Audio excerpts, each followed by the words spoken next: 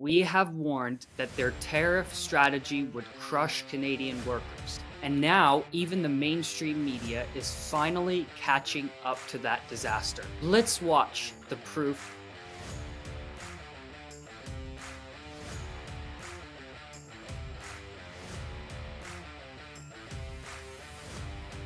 Hello, everyone, and welcome back to Behind the Headlines. First, a massive thank you to everyone who liked and subscribed to that last video that we had. It was our biggest episode yet. Oh, because you heeded the warning, and we cannot be more thankful for all of that.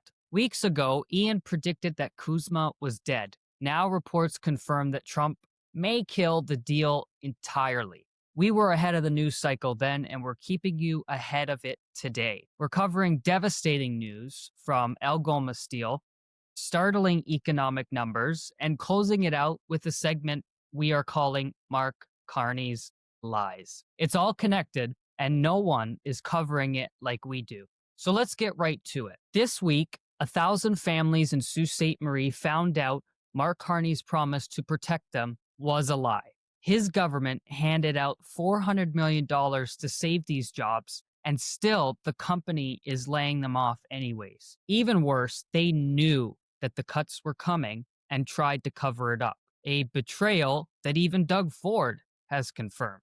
For months, we have warned that their tariff strategy would crush Canadian workers, not the US. And now, even the mainstream media is finally catching up to that disaster. Let's watch the proof.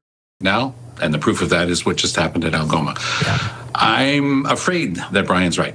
I'm afraid that this is the beginning of something, but there will be far more of these cases. There's an old saying that, it's a recession when I lose, when my neighbor loses his job. It's a depression when I lose my job. But what we're starting to see now is people going through that. And yeah, there have been tough times before. We've had 10% and 12% unemployment before in Canada. We know what this stuff looks like.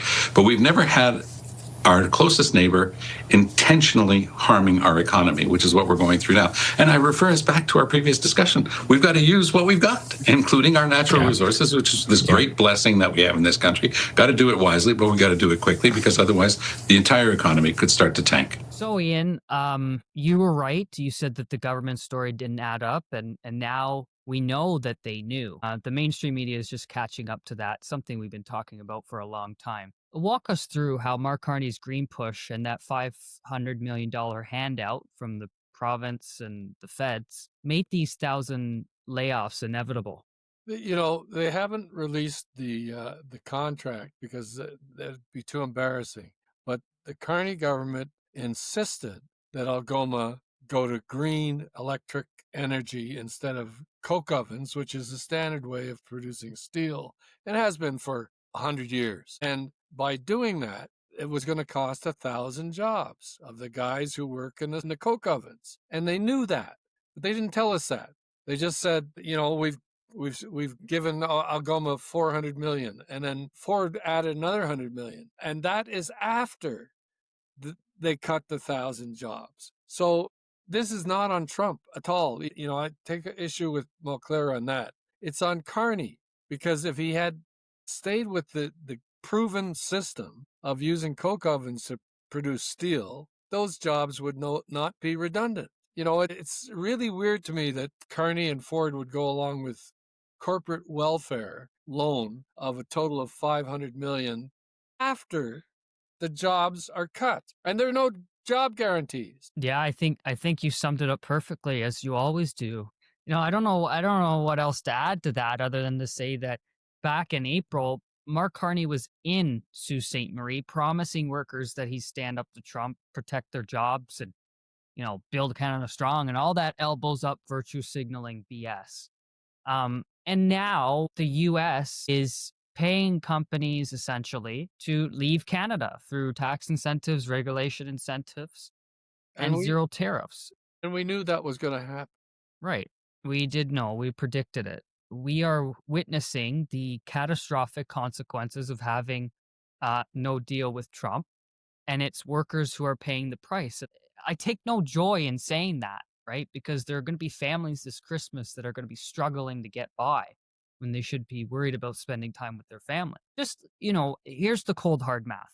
In 2024, Canada exported $12 billion in steel, and 91% of that went to the United States. But the United States only buy 20% of their steel from us. And we need their business far more than they need our steel. And right now we're losing, and Carney lied about it. I mean, I don't know how else to describe it, but in my opinion, he lied about it. And that's going to be a big staple of this episode. Do you have anything else to add? No, that sums it up. Good. Good. So now we can move on to segment 2. The mainstream media is late and they're still hiding the real story. What happened in Sault Ste. Marie is just the start. Companies are packing up and shipping jobs south because Carney has no deal with the United States. Let's take a look at some of these headlines. Stellantis shifts Brampton production to Illinois. Sea Mill closes. 350 Vancouver Island jobs gone. And finally, GM axes 750 in Oshawa. This is not just happening now. This goes back months. Every layoff traces back to Mark Carney's failed elbows up strategy. Trump's offering incentives to steal our jobs while Carney virtue signals. Let's hear the president. The reason a lot of these people, I can tell you this, maybe we would have had the political people, we wouldn't have these people without tariffs. The people that are up here from Stellantis and Ford and General Motors, great companies, including this gentleman, they wouldn't be here today if we didn't have tariffs. They'd be building their plants in Mexico and other places. They're leaving Mexico and they're leaving Canada. They're leaving because they ripped off our country. They took our businesses away from us. And now, because of tariffs, they're all coming back. So it's a great thing. Thank you. You just saw the president of the United States there bragging, taking a victory lap, whatever you want to call it. Take us, into this broader collapse, starting with that secret Carney-Trump meeting and how Ford just threw him under the bus. Well, just on the Stellantis deal, briefly, we gave them $15 million and $15 billion, in a secret contract that they haven't released yet. And as soon as they got the money, they started negotiating with Trump to invest $13 billion in the United States to build their automobiles. So did they take our money and invest it in the States? We don't know yet. And after that clip, then Carney goes down to Washington and has a short meeting with them the day after he canceled meetings about Kuzma and said that Kuzma was on the table. And that's something that Ottawa knew, as we discussed a couple of weeks ago. Carney and Trump, along with the president of Mexico, had that private meeting without staff. So we have no idea what was really discussed, although Carney, of course, is telling his version of the events. But the body language tells a totally different story. Whenever Carney tried to talk to Trump in public, Trump turned away from him. Kuzma, which protects 85% of our exports to the U.S. and also creates 2 million Canadian jobs, is now on life support. But who cares? Not Carney. No, I completely agree. And Trump did the same thing to Justin Trudeau. There is a clip out there. You guys could go back and look at it where Trudeau was packing up his stuff. But I want to put something in the context for our listeners because we're trying to build credibility with an audience that we're building. Since before Trump was elected, it was obvious that we needed a real plan to negotiate with the U.S., not photo ops or elbows up slogans. Trump's team was openly planning a trade reset while Ottawa acted like nothing would change. Now, I hate that I was right because being right means that workers are losing their jobs and families are getting crushed. And there's nothing satisfying about I told you so when these plants are closing, but cold, hard reality of what we're facing with the United States is that Americans don't see this as a moral trade war. They see it as a hard-nosed negotiation. And so far, they're winning. And the other thing that's alarming is that business leaders were before committee this week in Ottawa saying that if Kuzma blows up, Canada is in some serious trouble because it provides a lot of protections for our country. And Stellantis moving south, well, that'll be just the start. I think that if we don't make a deal with the United States, do you have anything else to add to that, Ian? Not only is it a result of Carney not negotiating properly with with Trump, although that was the one promise he made when he got elected. I'm the best guy to deal with Trump. He is not the best guy to deal with Trump. And then they add the insult to that when Carney was shown to have agreed with Premier Ford's anti-Trump advertising that were aired during the World Series. And of course, Trump is a great sports fan. And he blew his top. Right. I agree with you. Carney is not equipped to handle Trump. I know lots of people that could go down and deal with him.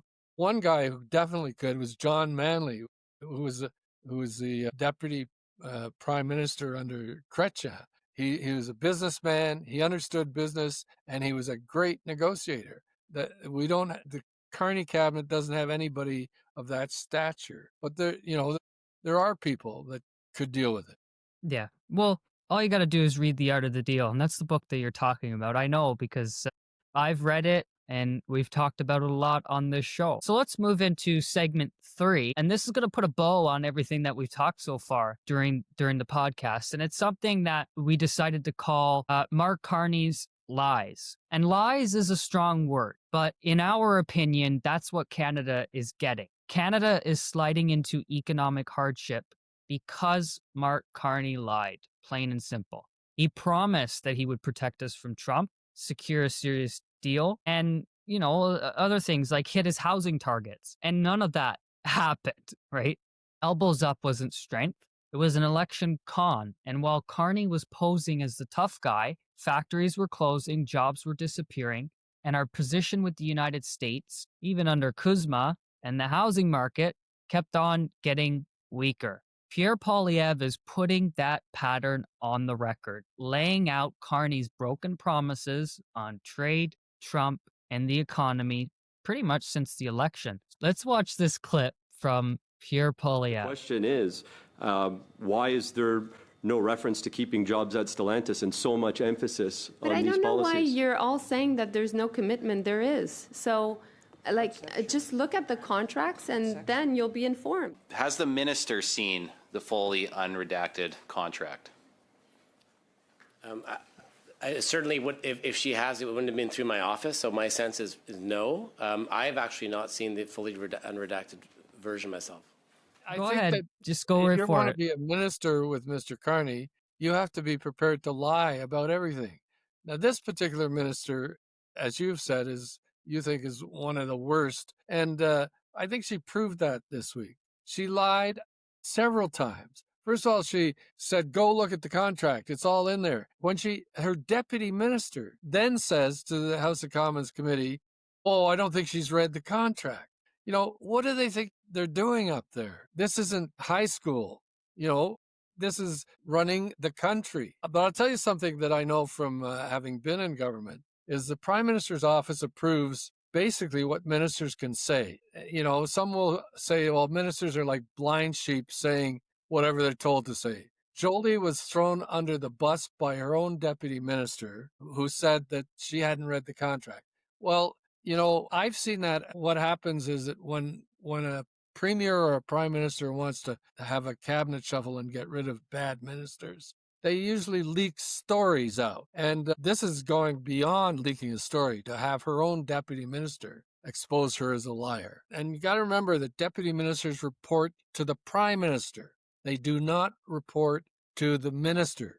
They are appointed by the prime minister, and there's a dual reporting. Yes, they attend meetings with the minister, but quite often, if it's a weak minister, their job is to try and stop the weak minister from doing stupid things. And I think Carney is setting up for a cabinet shuffle to get rid of some of these dunderheads. Yeah, and this is one of the reasons why we think that this is, we call this segment Mark Carney's lies. Because what happens is the government says one thing, the minister says another, and then we realize that the truth is not somewhere in the middle. It's totally on another spectrum. And this is the real cost is the overarching theme of this episode. We are in this economic catastrophe because of 10 years of liberal incompetence that, Melanie Joly was a part of. Carney ran as a responsible fiscal hawk we ended up with a $78 billion deficit. He promised a deal with Trump by July. There's still no deal. And this was funny because you predicted this, Ian. He vowed to build 500,000 homes per year.